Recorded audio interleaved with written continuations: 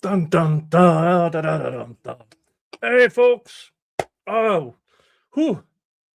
January 3rd, 2026. Not bad, not bad. It seems like we all survived, at least if you're here. If you didn't survive and is here anyways, good on you. Make a sound.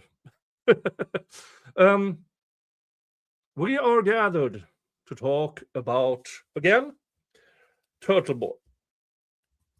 TurtleBoy, as many of you might know, but just in case, who's TurtleBoy? TurtleBoy is Aidan Kearney.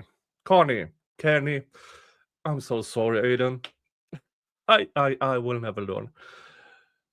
Aidan Kearney got charged with bogus witness intimidation charges in order to make him stop talking and revealing corruption in Canton, Massachusetts.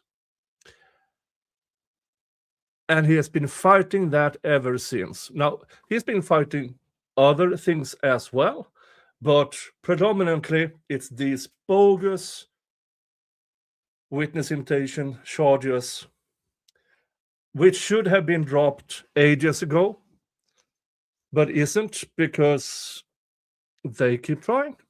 They keep trying until Morrissey is kicked out of office, retires, or by other means can't perform his duties, which he argumentatively he hasn't for years, maybe even decades. But he is still in kind of charge. So there's been a lot of motions back and forth regarding disqualifications in his cases. Now, in two of his cases, I believe it is the 2023 and 2025 case, I believe it's yeah, disqualified because the prosecution managed to piss off one of the witnesses so much that she sued them, which means they cannot bring her to the stand and testify as if she's credible while fighting a lawsuit where they have to say she's not credible. And this has been going back and forth in court for quite some time now. And let's just say Bedrow is starting to, well, not starting, he's sick of it. This should have been thrown out with prejudice or whatever's, at least disqualify the fucker. So this is the latest of the motions in this. So we are going to do a reading. There will be snark. I'm sure there will be snark because of who wrote this thing. I will add commentary as I go along. And if I could ask you guys a favor, I know there's drama between Aidan and Karen Reed. I don't care. They are both being fucked over by the state. That is the only thing that is important here. That's the only thing that matters. I don't care one bit about the drama. Not one bit. If you try to create drama here, please don't. Please don't. You will be timed out, or you will be off your fuck and banned. I don't have time or energy for that kind of fuckery. Okay? Okay. All right, let's start. Superior Court of County of Norfolk, Commonwealth of Massachusetts, against Aidan Kearney. I'm so sorry, Aidan. Docket number, assigned. Defendant's sir reply in support of motion to disqualify Robert Cosgrove. Robert Cosgrove, you might not know, but he was assigned as a special prosecutor and then basically has never been seen again. He is a former prosecutor. he retired as a judge, and then he accepted the role as a special prosecutor, and then off he fucked. And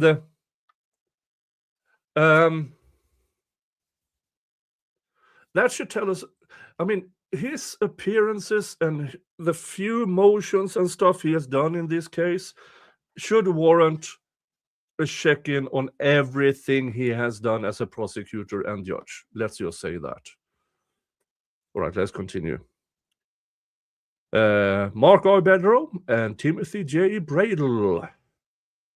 December 30th, 2025. Does it have now? Introduction. Public confidence in the integrity of the criminal justice system is essential to its ability to function. Commonwealth versus Badgett, 106 Mass Appeal, November 3rd, 2025. Citing Georgia versus McCollum from 1992. You can't get any fresher or much fresher than citing an appeals decision from November 3rd, 2025. The Commonwealth's response envisions Robert Cosgrove's conflict with Lindsay Gaetani in a vacuum. It ignores that separate and apart from Mr. Cosgrove's conflict, the case against Aidan is rife with other conflicts and scandals, the combined impact of which severely undermines the public's confidence in the integrity of the Norfolk County criminal justice system. A summary of these conflicts and scandals follows. Ooh, we got a list, folks. Haha, we got a list.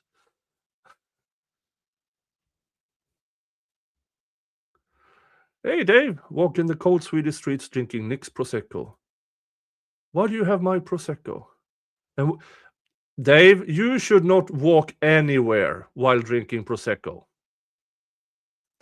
Don't call our courts, Dave. Oh, and good morning, everybody. By the way, good morning. I am currently streaming on Rumble. Hello, you guys over at Rumble, and here on YouTube. Not on Kick. It didn't pan out. I mean, I've been streaming to Kick for 2 months, and I got 8 followers. More or less the same results as over at Twitch. With basically, unless you are paid to get over to Kick and Twitch, it's hard for my type of content to get traction over there. But thank you guys for being here at least. Let's continue. In September 2023, Norfolk District Attorney Michael Morrissey recused his office from prosecuting Mr. Kearney due to the conflict created by investigating a journalist who publicly accused the DA's office, the Massachusetts State Police, and various civilians of framing Karen Reed for murder. After the Attorney General rejected his entreaty to prosecute Mr. Kearney, DA Morrissey engaged Kenneth Mello and Robert Novak as special prosecutors. The MSP, Norfolk State Police Detective Unit, SPDU, did not recuse itself, even though it labored under the same conflict as the DA, given Mr. Kearney's accusations that Detective Lieutenant Brian Tully, former trooper Michael Proctor, and Sergeant Yuri Buchanan, whatever, were corrupt in the Reed case. See Bedrow Affidavit from September 2025, and another Bedrow Affidavit, October 2025.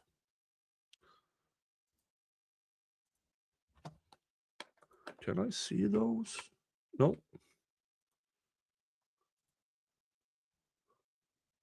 Oh, let's read those affidavits later. The full the full scope of the Norfolk SPDU's investigative bias against Mr. Kearney has been bolstered by the Commonwealth's latest disclosure and recent social media post made by Sergeant Buchanan. Oh, Yuri, you're nothing but a fool. Did you post something making you a tool? La da da da. I have no idea what that piece of garbage have posted. I have no idea. On January 28th, 2025, in response to Mr. Proctor again smearing Mr. Kearney as a redacted. Buchanan assured him that Mr. Kearney, who he is dispersed as Buchanan, would... You know what I'm going to say instead of redacted? I'm going to say Buchanan, because they should both be censored. Is that the right word? Oh, whatever. Covered in paint. Sergeant Buchanan giddily told Mr. Proctor that the Buchanan awaiting Mr. Kearney and other unnamed people would be Buchanan. Exhibit A. Mr. Proctor hoped his colleague was correct. Sergeant Buchanan shattered any facade of impartiality in his investigation of Mr. Kearney and Miss Reed by professing enthusiastic support for Jennifer and Matthew McCabe and the Alberts, and by revealing his overt bias against and disdain for Mr. Kearney and Miss Reed. Leveraging his status as a supervising detective in the cases against Mr. Kearney and Miss Reed, Sergeant Buchanan actively solicited money for witnesses against Mr. Kearney and Miss Reed. Yeah, that's what, if I recall correctly, that was Buchanan sharing the fundraiser for the clapping monkeys in the civil suit, the Alberts and the McCabes and the things. Bad idea, Mr. Buchanan. And his co-defendants in the lawsuit filed by Miss Reed. Yeah, Mr. Buchanan, you are also in trouble. At least 7 times from November 25th to December 2nd, 2025, even referencing Thanksgiving, Black Friday, and Giving Tuesdays as perfect days for, quote, happy donating everyone. Mr. Buchanan, you're not a clever person. You have seen what happened to Proctor. People have been reassigned. People have been... a lot of people have done an off they fuck motion and off they fucked. And what do? You go out as the active investigator in the criminal cases and say, donate to them. Blah, blah, blah, blah. This is not smart. You're under an active lawsuit, probably under federal investigation.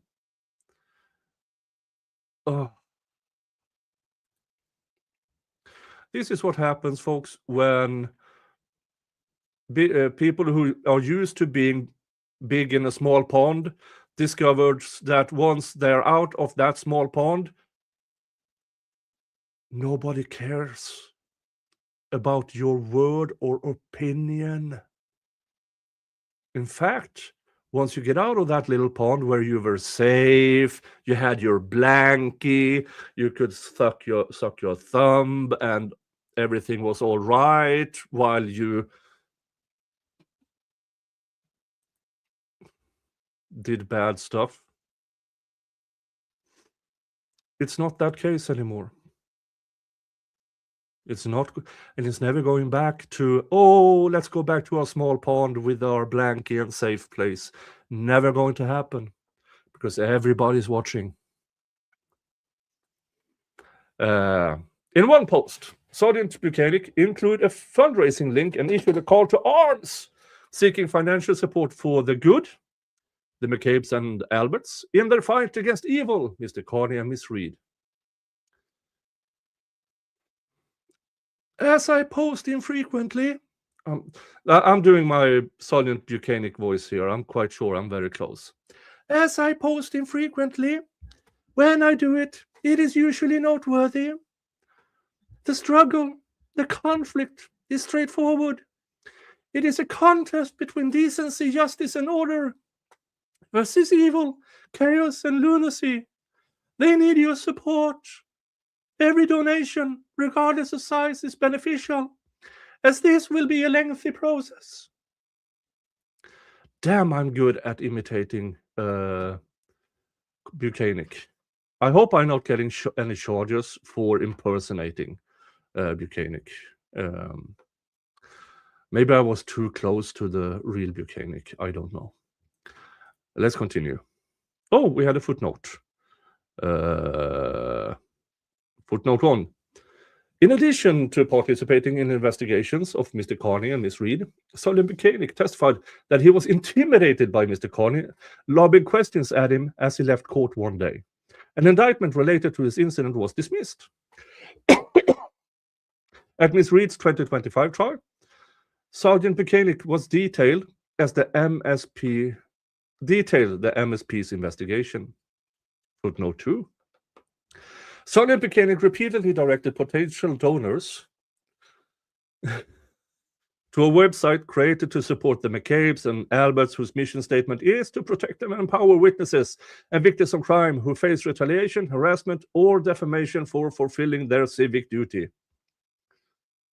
Oh, look at that. Thank you, Turnip. You should shout out your gaming channel here. More people need to know about it. Such fun watching you drive over zombies.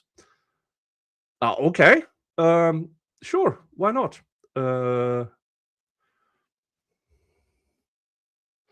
Let me see where it is.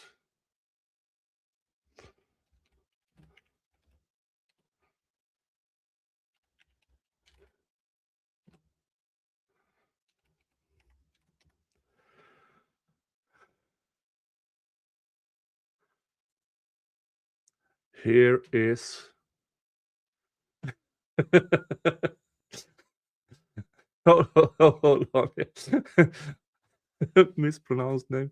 I hereby fine you minus $5 for that impersonation. I hope this will teach you an appropriate lesson. Thank you. Thank you so much. All right, let's. Here it is. This is me when I wind down. I play a survival game, a zombie survival game called Vane. And I just call it Old Fart Plays Survival Games because it's one of my guilty pleasures. When I need to wind down, that's what I do. I mean, it's winter. I can't do much around the farm when it's winter. So I spend about maybe an hour and a half a day. And while I do that, I might as well record it and post it. Let me post the YouTube link, if you wouldn't mind. There you go.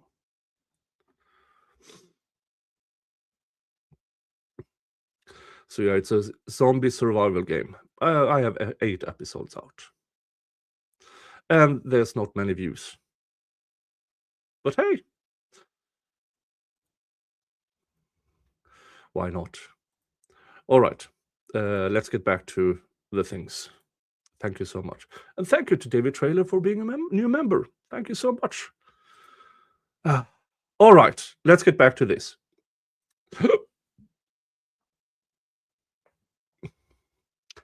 In another post, Sergeant Buchanan disparaged Mr. Kearney's and Miss Reed's supporters for their quote-unquote low level of intelligence. You're not the one to talk, Mr. Buchanan. You really aren't the one to talk about others' intelligence. For, quote, believing conspiracy theories. Oh, you mean physics. Middle school physics. Oh, no. We believe in middle school physics. That means we must be conspiracy theorists. I'll say it, and I'll say it again. There was never a collision. Simply not true. Simply didn't happen. Okay? And for proudly helping ruin innocent people's lives. Aww. Let's do a collective. Aww. Fuck off. Oh, wow. folks, I curse a lot. It's part of this. I honestly try to not, but it just appears.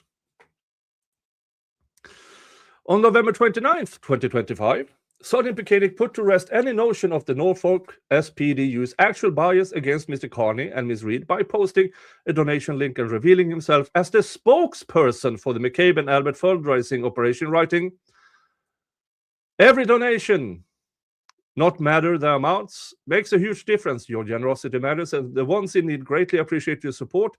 I personally thank you on their behalf." That's a bit of a stretch. That's a bit of a stretch.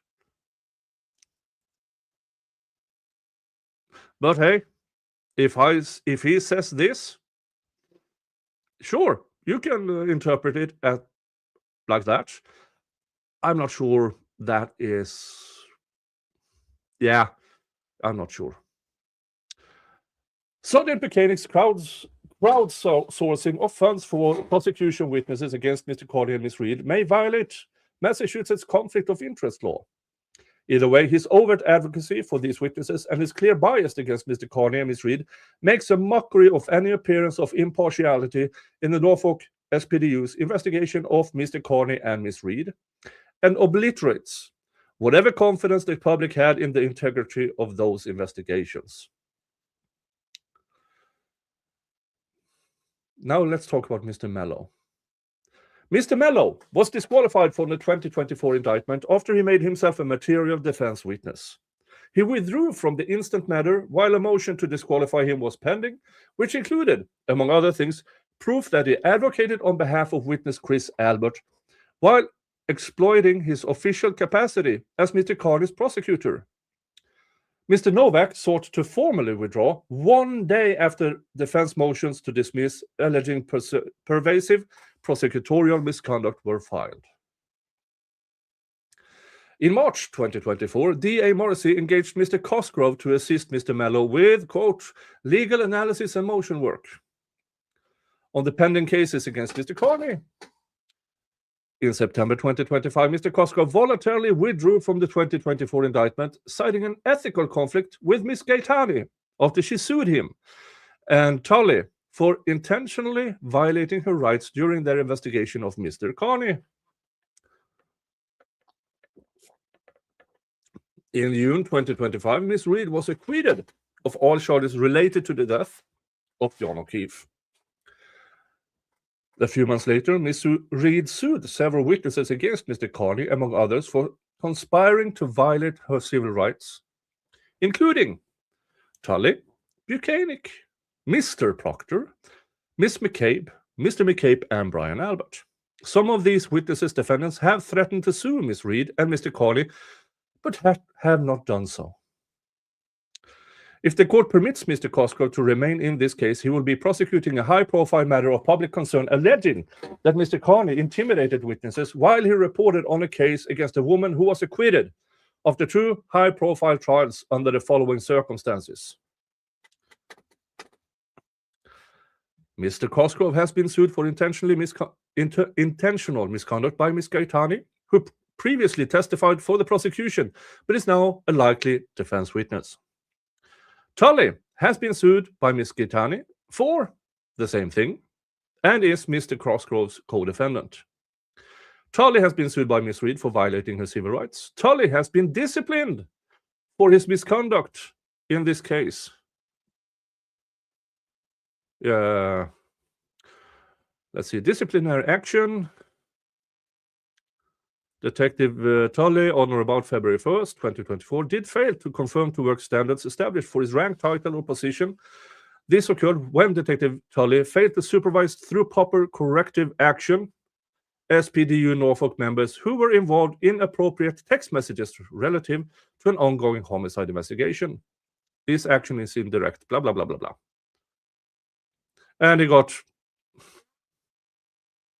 6 days of leave cancelled.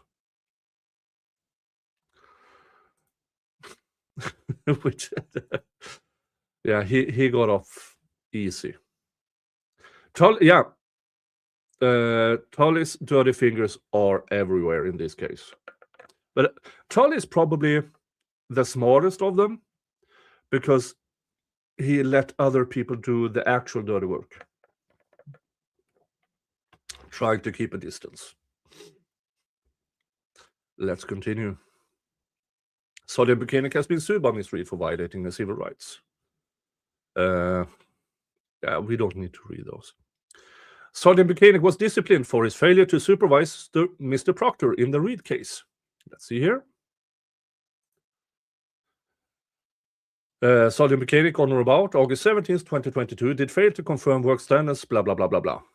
And yeah, forfeit 5 days of accrued leave. Oh, poor thing.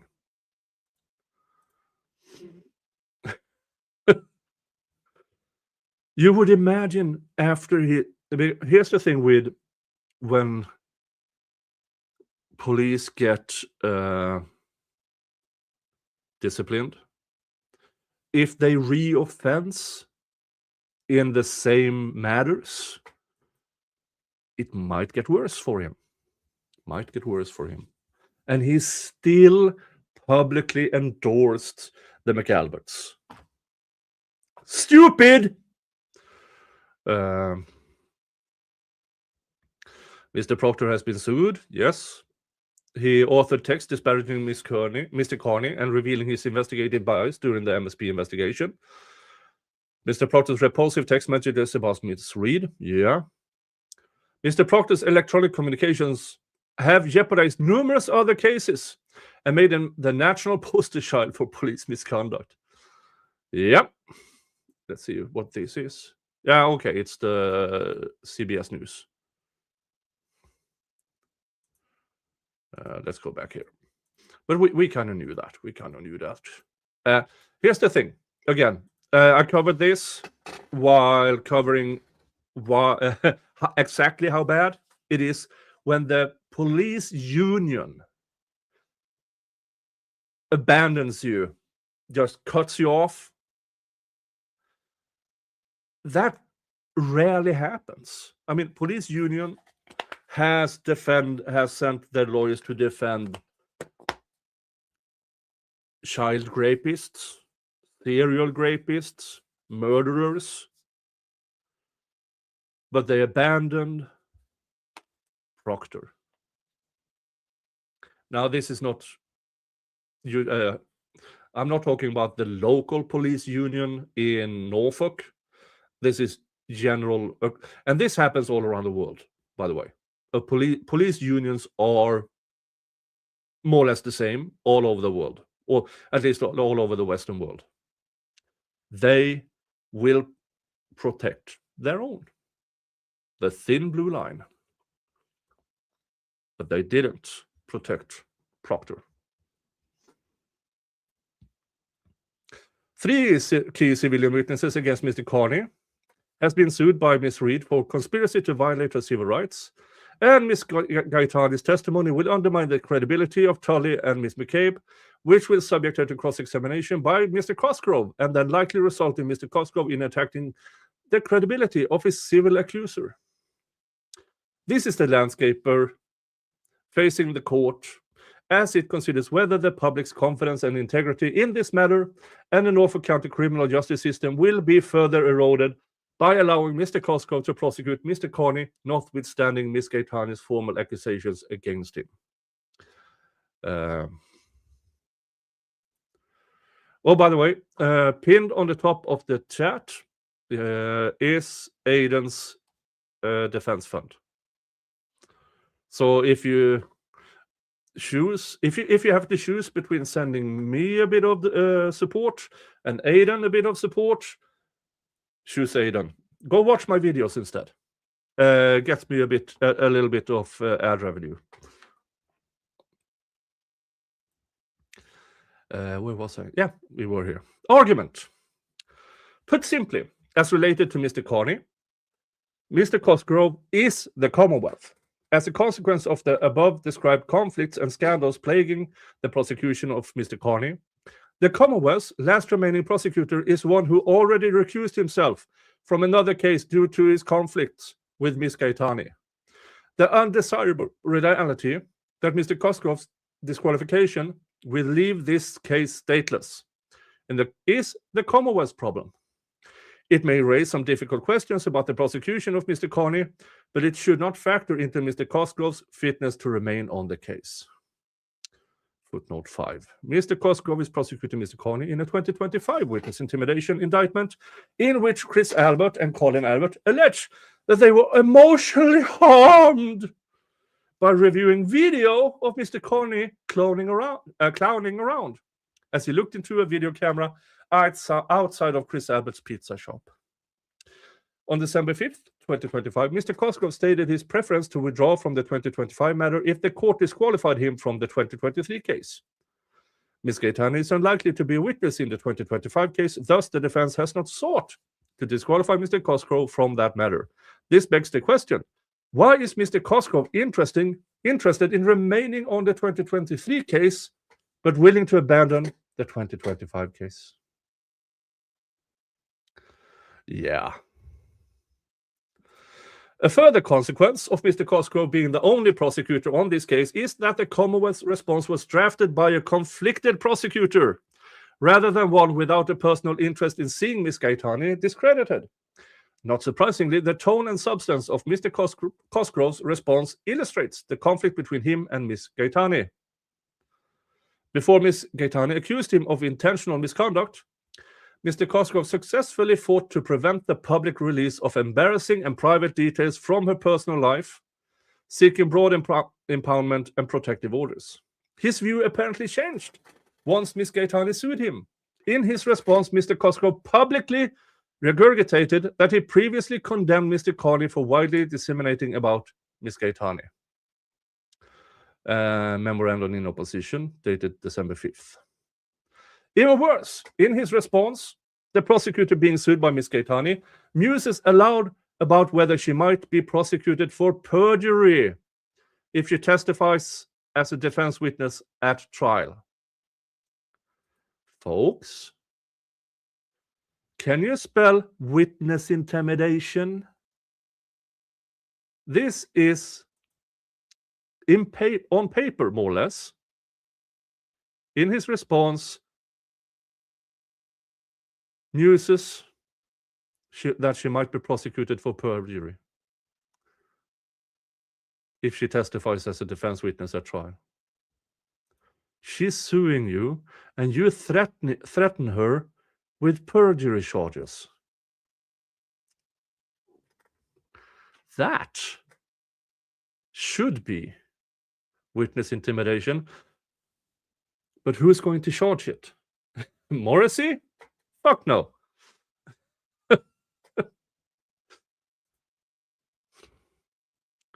Mr. Cosgrove's implication that Ms. Kearney's anticipated U-turn testimony may expose herself to legal peril serves as a public warning to Ms. Kearney that she should not testify at Mr. Kearney's trial.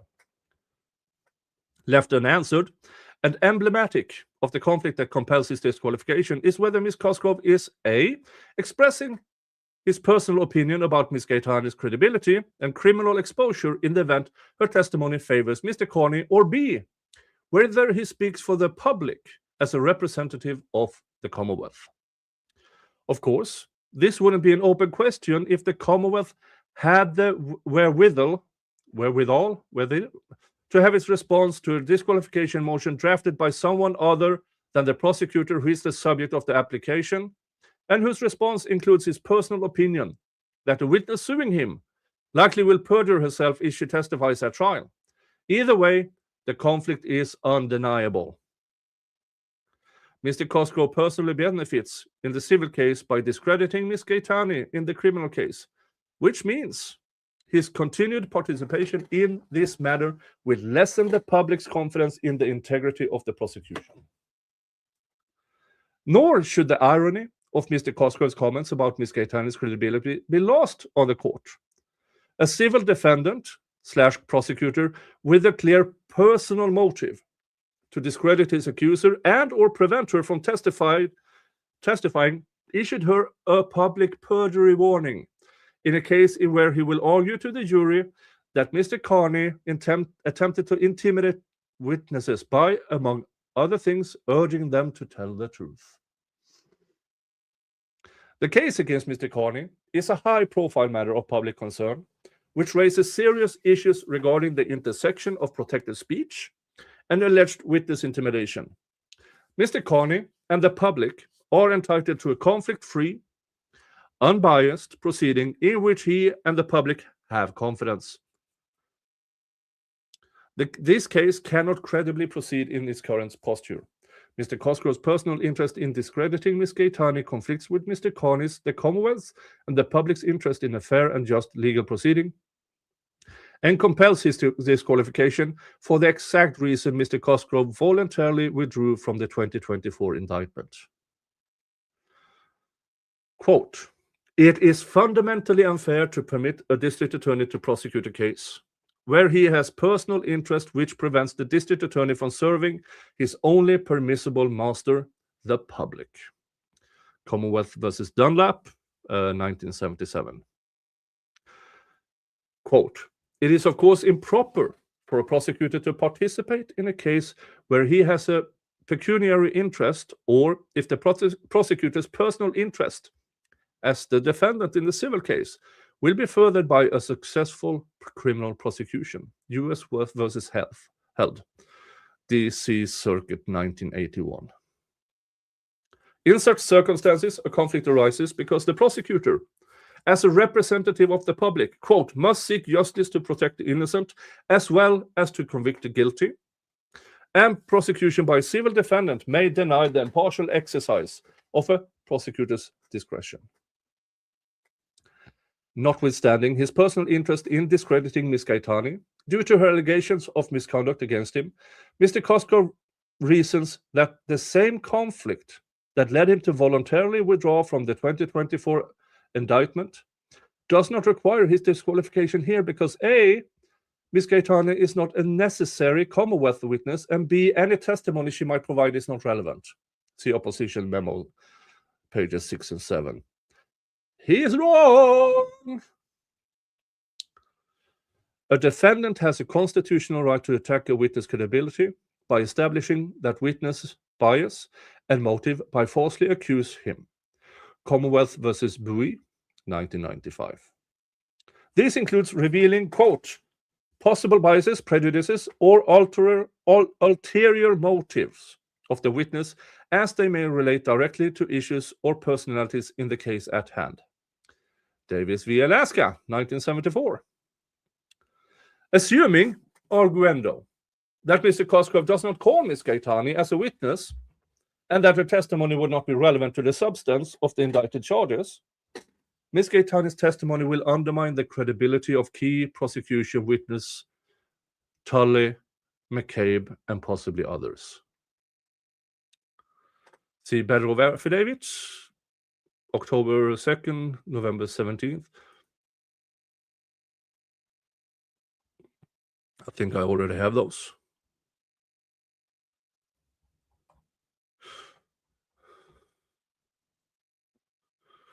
Dun, dun, dun. I have two of them at least. Well, if we have time and we are having fun, I will read those affidavits after this. Heidi ho! The defense rests. Where were we? Yeah.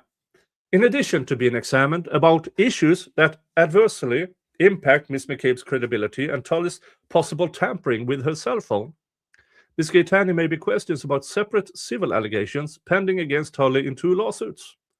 In any scenario in which Mr. Cosgrove examines these witnesses and/or comments on their credibility, fundamental fairness requires that the jury be made aware that the prosecutor addressing it has a personal interest in discrediting Ms. Kearney and crediting those whose credibility is damaged by Ms. Kearney.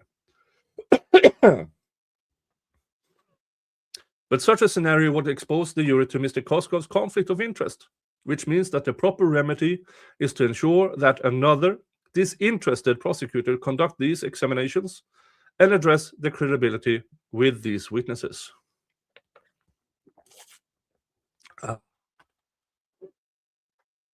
It is axiomatic.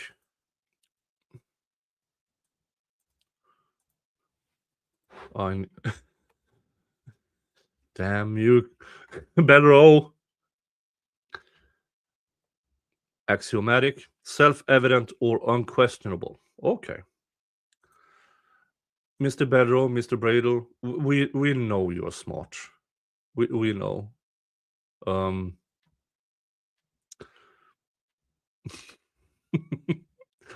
But word of today, axiomatic. Okay. That an individual prosecutor cannot prosecute a case in which his personal interests differ from those of the Commonwealth, where there is significant risk that an individual prosecutor's representation of the Commonwealth in a specific matter will be materially limited by the lawyer's personal interest. The prosecutor shall not represent the Commonwealth in the case. See Massachusetts Rule of Professional Conduct.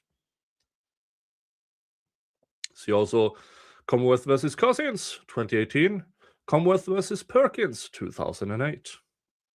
Here, Mr. Cosgrove's personal interest in seeing Miss Gaetani discredited differs from the Commonwealth's interest, which in every case is to see that justice is done. Commonwealth versus Woodward, 1998. Dunlap. Okay. The district attorney properly has only the master, the people of the Commonwealth. His duty is to seek justice and to protect the innocent, as well as to convict the guilty. In accordance with its obligation to see that justice is done, it is in the Commonwealth's interest to investigate allegations that may adversely impact the credibility of its witnesses, even if the result may favor Mr. Kearney. See, Giglio versus US, 1972. Commonwealth versus McFarlane, 2024. It is therefore incumbent that the Commonwealth fully vet Ms. Gaetani's claims regarding the credibility of Tully, Ms. McCabe, and others. Ms. Gaetani has alleged that she was pressured to cooperate by Ms. McCabe. She has claimed that Ms. McCabe provided benefits to Catherine Peter. She has asserted that Ms. McCabe has voodoo dolls of Mr. Kearney and Mr. Reed in her home. She was told by Catherine Peter that Ms. McCabe was worried about the disclosure of text messages between her and Carrie Roberts, which revealed that a few days after John O'Keefe's death, they discussed who would play them in a movie. Who would play those two in a movie? It should be actors that are really, really good at lying.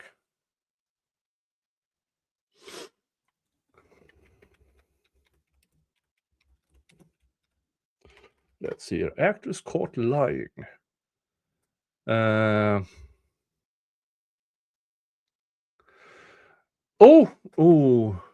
Let's see here.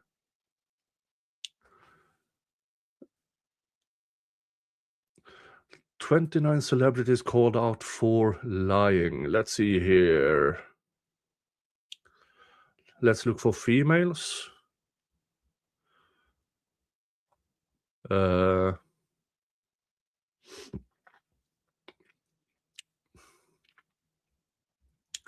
see here.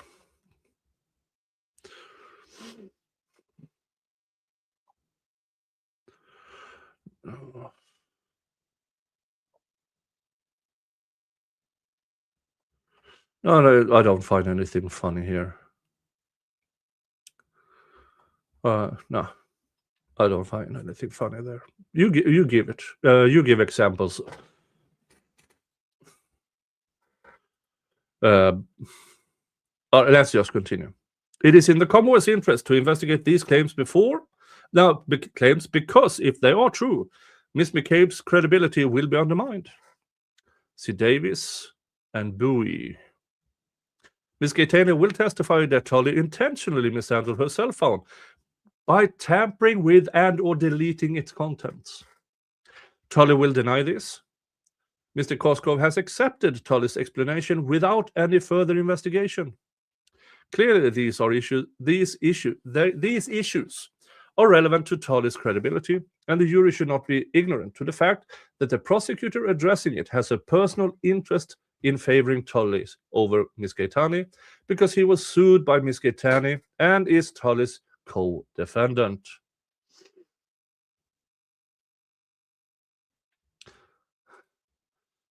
They wanted Sandra Bullock and Angelina Jolie.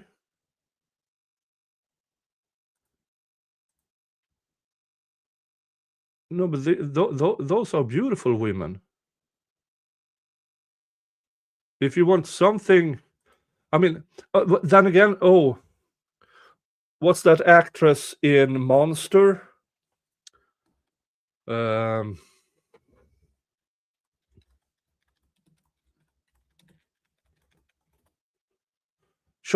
Theron.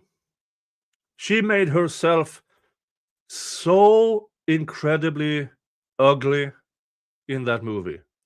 So what they would need are people who without makeup are average to better than average, and then made them ugly. Then you would find then you would find the correct people playing these two. Glenn Close, yeah, she's looking pretty rough. Now, because of age, Meg Ryan. Now, Meg Ryan was so beautiful, and then she committed surgery, and then more surgery, and now she's unrecognizable. So, Glenn Close and Meg Ryan. Yeah. Let's continue. As is the case with evidence regarding Miss McCabe's credibility, it is in the Commonwealth's interest to determine whether Miss Gaetani's allegations about Tully are true. But it is in Mr. Cosgrove's personal interest to simply credit Miss McCabe and his co-defendant Tully, and to discredit Miss Gaetani. Moreover, Mr. Cosgrove is incapable of acting in the Commonwealth's interest regarding Miss Gaetani's allegations because he cannot directly engage his accuser. In any event, it is hard to fathom why Miss Gaetani would agree to speak to Mr. Cosgrove about these issues given their present legal entanglement. The bottom line is that any scenario in which Mr. Cosgrove argues in support of Tully's credibility and or against Miss Gaetani's credibility serves his personal interest above all else. There is simply no way around this conflict. As described by the D.C. Circuit Court of Appeals, Ms. Gaetani's unvetted allegations make it untenable for Mr. Cosgrove to prosecute this case because his personal interest in discrediting Ms. Gaetani is in conflict with the Commonwealth's interest in seeing that justice is done. Lara Flynn Boyle for Carrie.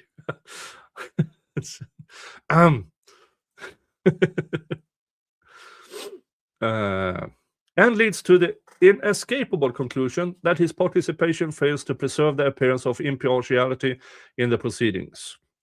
Held, blah, blah, blah. As previously noted, this appearance of impartiality will be further destroyed by the Norfolk SPDU's failure to recuse itself. Mr. Proctor's biased, disparaging comments about Mr. Kearney during the investigation, and evidence of Sergeant Buchanan's lack of impartiality, fundraising efforts, and advocacy on behalf of witnesses against Mr. Kearney. In these circumstances, it is improper for a prosecutor to participate in a case where a threat to his personal and professional reputation is created by a bona fide civil lawsuit alleging bad faith in the performance of his official duties. This is the exact situation that exists here in light of Ms. Gaetani's allegations against Mr. Cosgrove. Accordingly, given the need to promote the appearance of justice, a trial court on a timely motion should disqualify a prosecutor from participating in a criminal action when he has a personal conflicting interest in a civil case, the Dunlap case.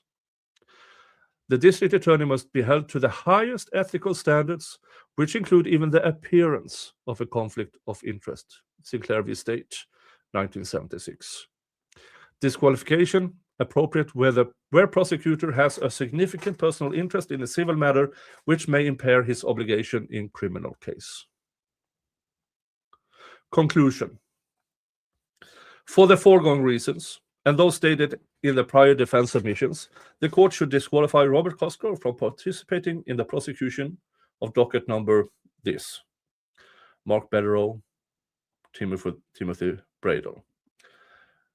Certificate of service. Yay! So that is the absolute latest of these. I find it amazing that the Commonwealth keeps this going. I believe the situation is that they are stalling. They are hoping for a Hail Mary, they're grasping non-existing straws that magically might show up. So they are stalling. Instead of doing the right thing, they are stalling, costing Aidan a lot of money. A lot of money. Meanwhile, in a case where it is apparent that the prosecutor has conflicting interests. The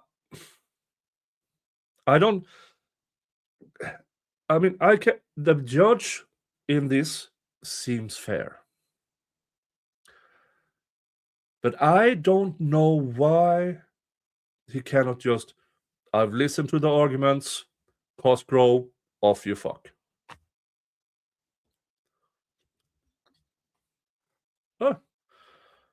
Question. Have you ever heard a defense attorney convincing his client to plead guilty? Heard? Not directly. Know about? Yes. The defense attorneys,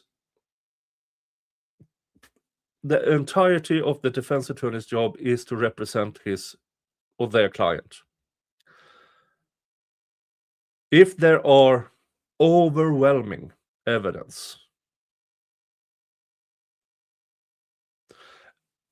and there's nothing, and say that the client actually admits of doing the things.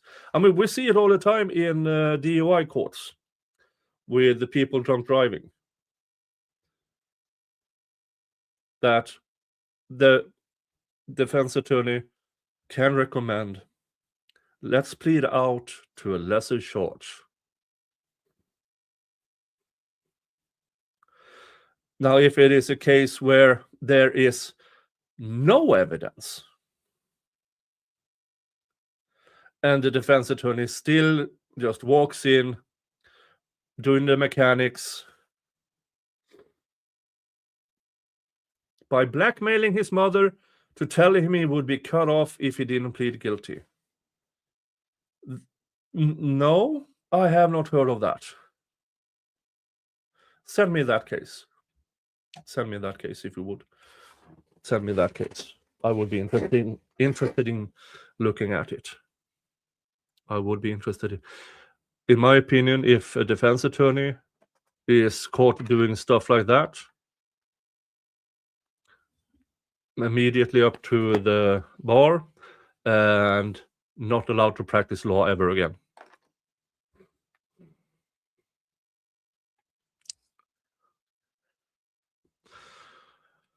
All right. Oh, there's almost 100 of you here. Nice. Thank you. Thank you. Thank you for being here. Thank you for listening. Let's see here. Oh, it's January.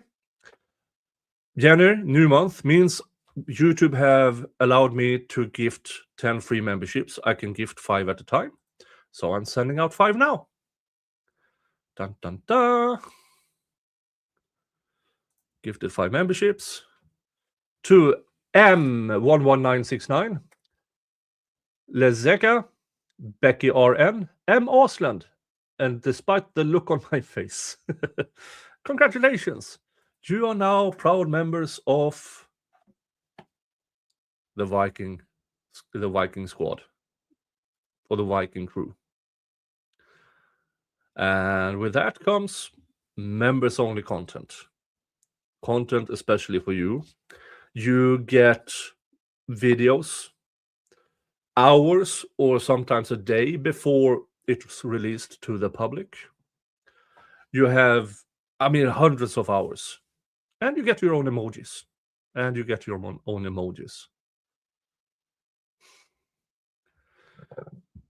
Oh, it's for me. It's almost 1 a.m. Hi, Nick. Hi, Inspire. It's almost 1 a.m. So you are 7 hours before me. Where's that?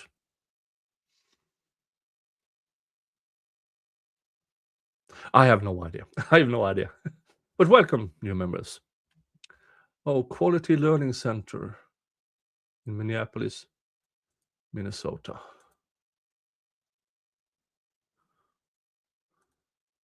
What about it?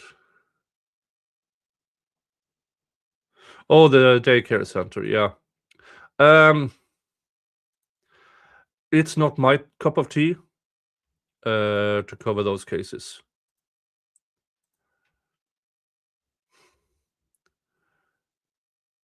Oh, you're in Western Australia. Okay, good to know. Okay, we're almost, let's see here, 15 pages plus 80. Oh, that's the 88 page motion. I've heard of that one. I will do the 15 pages. Affidavit. There. Dun dun dun. And thank you so much, and welcome everybody, every new member. All right, let's check that, because I can do the 15 pages. I have a hard time going through 88 pages as well today. All right, supplemental affidavit seeking Proctor phone discovery. Okay. Mark A. Bedrow, an attorney admitted to practice law in the Commonwealth of Massachusetts, pro hac vice, affirms on the penalty of perjury as follows. This affidavit is intended to supplement my affidavit, a motion to compel, dated October 24th, 2025, and is submitted as additional factual support for the motion detailed in my prior affidavit. Shortly after my October 24th, 2025 affidavit and motion to compel was filed with the court, Corey Hopkins, a North Carolina attorney, provided me with documents that she had recently received from the Norfolk County DA's office as part of a lawsuit she filed against the DA after it ignored her prior public records request. The documents Ms. Hopkins provided to me consisted of 4 emails from MSP Sergeant Yuri Buchanan to Brian Tully and former MSP trooper Michael Proctor. 2 of these emails are dated July 28th, 2023, and 2 are dated July 29th, 2023. July 28th, 2023 emails are titled McCabe Harassment and contains 2 versions of attachment titled McCabe Harassment Docs.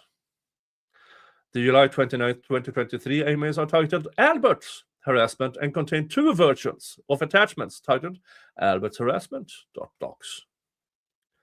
The defense does not have copies of the 4 attachments described above. I am informed by Ms. Hopkins that they were not included in the DA's production to her. Folks, no politics, please.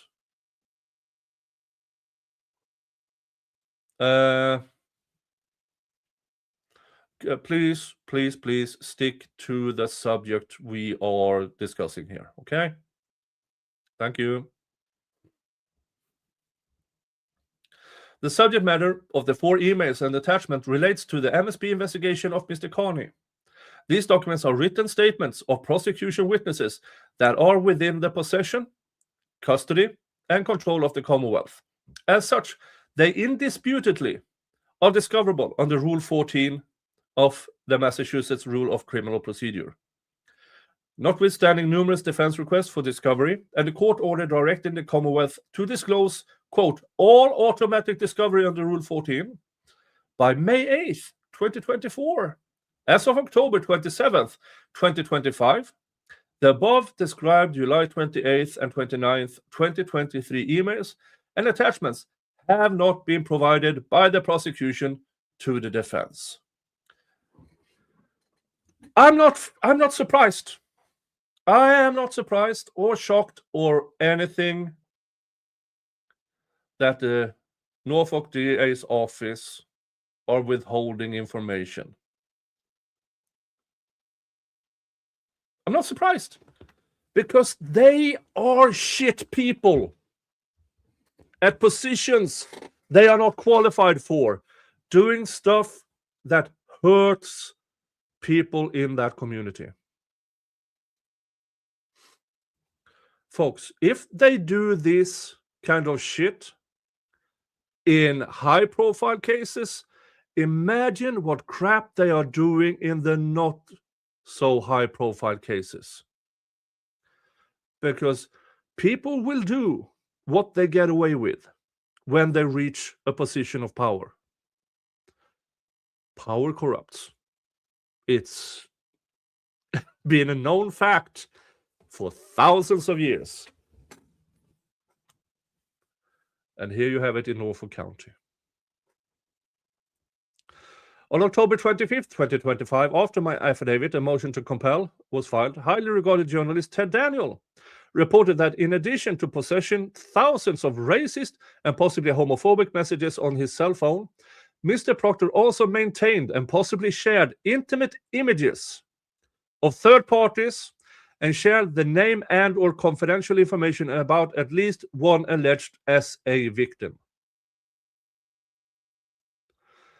If Mr. Proctor revealed the name of an SA victim and or any confidential, non-public information about an SA allegation to a third party in a manner that was not necessary to the performance of his duties, then he committed a crime punishable by up to 1 year in jail and by a fine not more than $1,000 or both. If the intimate images Mr. Proctor possessed and or shared depicted Karen Reed, then Mr. Proctor may be subject to prosecution for perjury, given his sworn testimony at Ms. Reed's 2024 trial. It goes without saying that if Mr. Proctor engaged in a pattern of unprofessional conduct in multiple investigations, to the extent that he may have even committed crimes by A, gossiping with friends and or family about confidential and sensitive police business, which served as one specification for his termination from MSP, and B, perjuring himself at Ms. Reed's trial about his disgraceful investigative conduct. Such evidence is favorable to Mr. Kearney's defense that the MSP investigation against him lacked integrity, was biased, and conducted in bad faith. The Commonwealth's justification for refusing to disclose to the defense information in his possession, custody, or control that would substantially undermine Mr. Proctor's credibility is that he will not be called as a prosecution witness and he didn't participate in the investigation. In addition to the evidence referenced in the October affidavit, the July 28th and 29 emails, and presumably their attachments, demonstrate that Mr. Proctor was involved in the MSP investigation of Mr. Kearney. On July 28th, Solly Buchanan provided Tully and Proctor with an investigative report detailing Mr. Kearney's alleged harassment of Jennifer McCabe.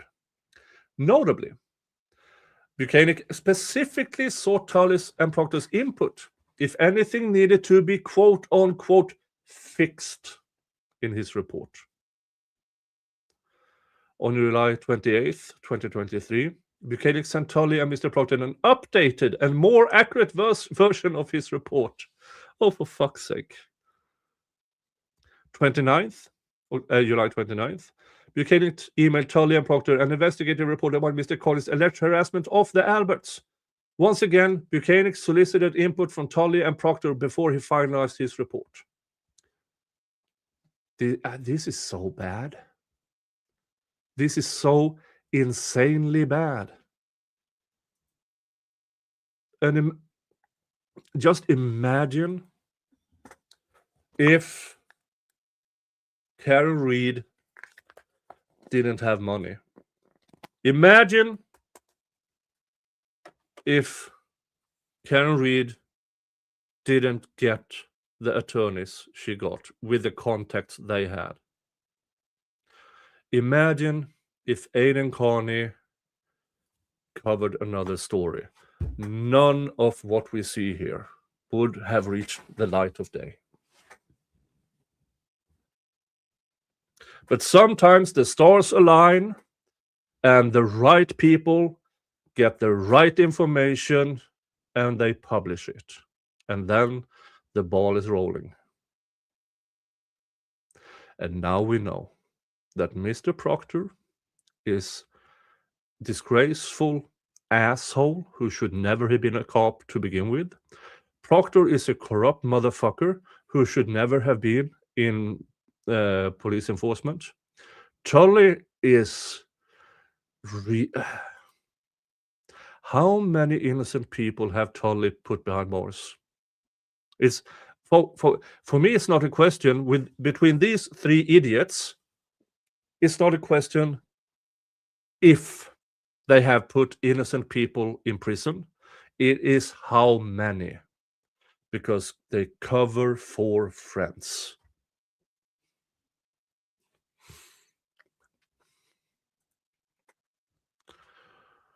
These communications and requests for Proctor's investigative input occurred approximately 2 weeks after Proctor emailed Buchanan, Tully, Fanning, and Lally, in which he disparaged Mr. Kearney and provided investigating information to the rest of the prosecution team.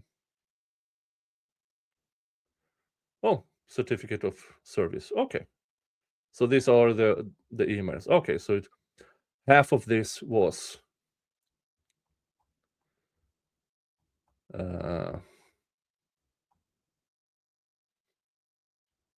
so this is the affidavit. Okay. Let me just check the other one.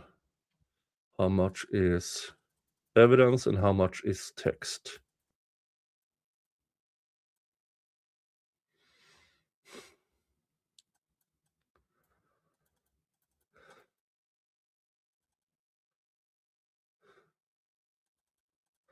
I'm just checking here. Okay, that's a lot of pages. Yeah, that sorry, folks, that has to be a separate stream for that one. All right, folks.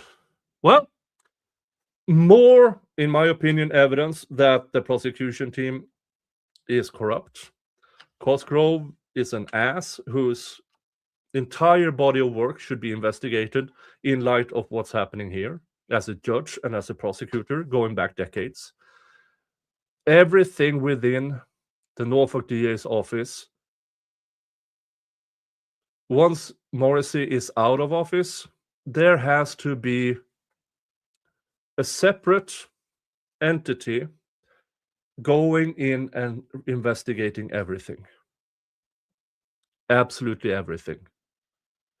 I mean, it is...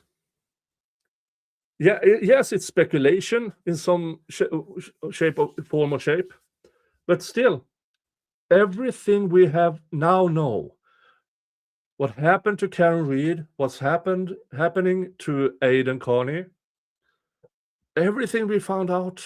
I mean, before, it was bad before the first trial, and it just got worse.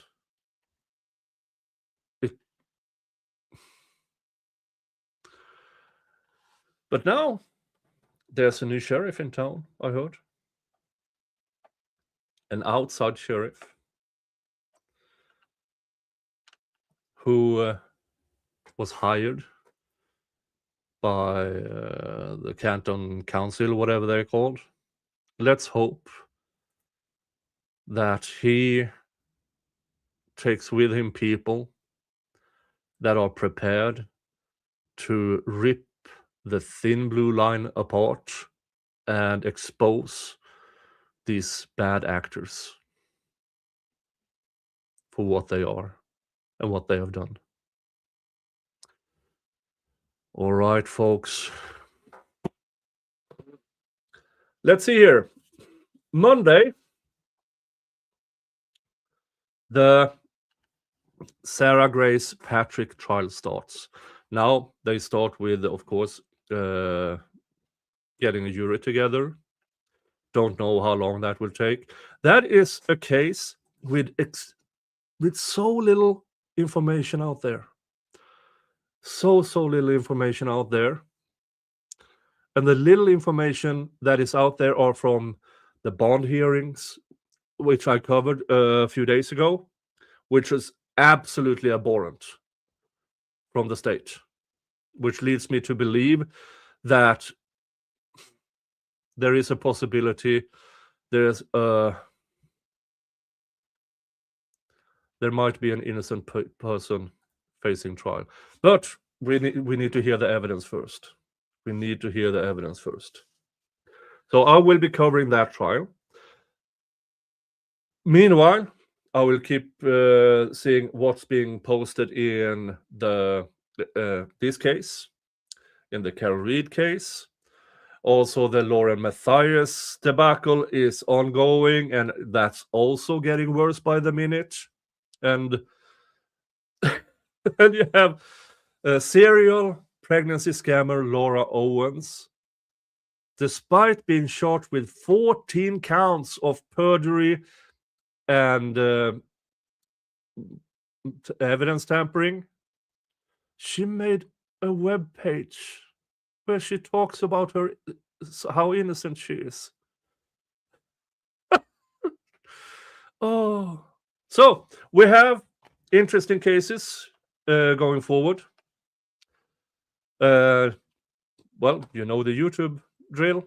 Same with the Rumble drill. Like, subscribe, watch my stuff. Watch my stuff. All right. That is what I had. And again, thank you to Turnip. Thank you so much. Thank you to Mispronounced Name. Thank you so much. Thank you to David for becoming a new member. And thank you to M. Spire for being a member for 11 months. Thank you so much. And from me and Mr. Jingle, who I don't really... He's here somewhere. He just didn't make an appearance today. Yeah, I know. Laura is claiming she didn't create that website. Yeah, but there's postings on it that Laura herself has deleted from her YouTube. So how can people have found it and quoted it? Yeah.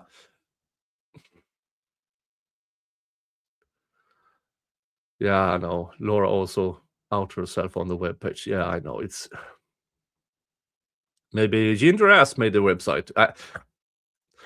If Ginger Ass made the website, he's in even more trouble, because that may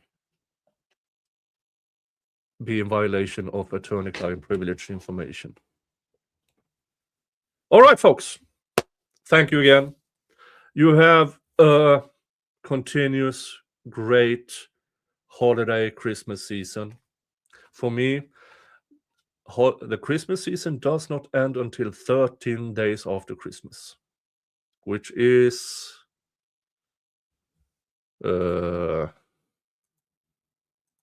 it's more days. So this will keep being up here. All right, folks. You all have a good one, and I will see you all in the next stream or video. Bye-bye.